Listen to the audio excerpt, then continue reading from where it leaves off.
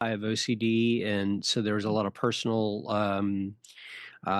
experience that inspired it. And then there was also so there are sort of three things, and then there was also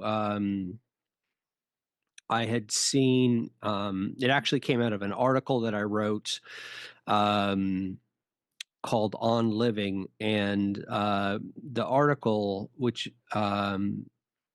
was in response to just hearing about um, a pastor who had been an advocate for mental health and who had tragically taken his own life, and I thought about and made me think, not in a judgmental way, but just in a practical, real world effects. Like, what is that going to have? What effect is that going to have on this person's congregation?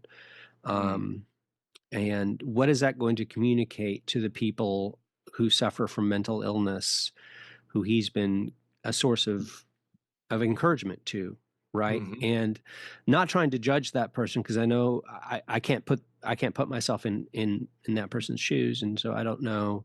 And so trying to keep that balance, but still recognizing our actions have real world effects. And it just struck me that at that moment that um, our lives are a witness when we choose to, mm, and this is part of the argument of the book, when we choose to get out of bed and keep going despite suffering, that is a witness.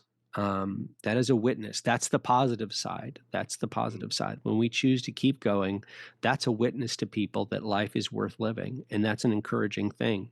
Because when you're in a period of despair, one of the things that can happen is you feel like there's nothing I can do that's meaningful. I'm a waste. I'm a drain.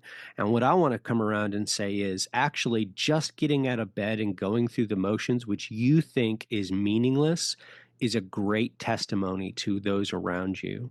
It mm. says, this life is grand and worth living. It's worth fighting for. So you're doing something miraculous. You're doing something good. So that kind of inspired me.